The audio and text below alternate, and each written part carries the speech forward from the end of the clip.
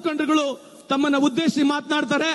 ಮೊನ್ನೆ ತಾನೇ ಪುಲ್ವಾಮಾದಲ್ಲಾಗಿರ್ತಕ್ಕಂಥ ಈ ಒಂದು ಘಟನೆನ ನಮ್ಮ ಕೇಂದ್ರದ ನಾಯಕರಾಗಿರ್ತಕ್ಕಂಥ ರಾಹುಲ್ ಗಾಂಧಿ ಅವರು ಮೋದಿ ಸಾಹೇಬ್ರ ಜೊತೆಗಿದ್ದೀವಿ.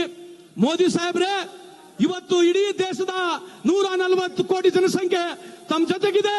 ದಯಮಾಡಿ ತಾವು ಪಾಕಿಸ್ತಾನ ಒಳಗಡೆ ನುಗ್ಗಿ ಏನು ಆತಂಕವಾದಿಯನ್ನ ನಮ್ಮ ಭಾರತದಲ್ಲಿ ಮಾಡಿದರೆ ಅವರಿಗೆ ತೂರಿ ಮನೆ ಮನೆಗೆ ಹೋಗಿ ಹೊಡಿಬೇಕಂತ ಈ ಸಂದರ್ಭ ಕೇಳಲಿಕ್ಕೆ ಬಯಸ್ತೀನಿ. मोदी जी, आप घर में घुसिए, गोली मारो सालों को, गोली मारो सालों को, पाकिस्तान घर वालों को. ದಯಮಾಡಿ ನೀವು ಪಾಕಿಸ್ತಾನವನ್ನು ನುಗ್ಗಿ ಇವತ್ತು ಭಯೋತ್ಪಾದನೆ ಮಾಡಿರ್ತಕ್ಕಂಥ ಈ ದೇಶದಲ್ಲಿ ಅಮಾಯಕರನ್ನ 26 ಜನನ ಏನು ಕೊಂದಿದ್ದಾರೆ.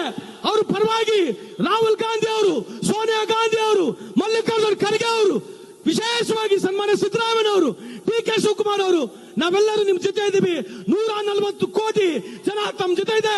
ದಯಮಾಡಿ ಪಾಕಿಸ್ತಾನ ಒಳಗಡೆ ಹೋಗಿ ನುಗ್ಗಿ ಅವ್ರನ್ನ ಮನೆಯಲ್ಲಿಂದ ಹೊರಗೆ ಕರೆದು ಅವ್ರು ಹೊಡಿತಕ್ಕಂಥ ಕೆಲಸ ತಾವು ಮಾಡ್ಬೇಕಂತ ಈ ಸಂದರ್ಭದಲ್ಲಿ ಹೇಳಿ 2 ಮಾತನ್ನು ಮುಗಿಸ್ತೀನಿ. ಜೈ ಹಿಂದ್, ಜೈ ಕರ್ನಾಟಕ. ಈಗ ಸಾಂಕೇತಿಕವಾಗಿ ಈ ಪ್ರತಿಭಟನಾ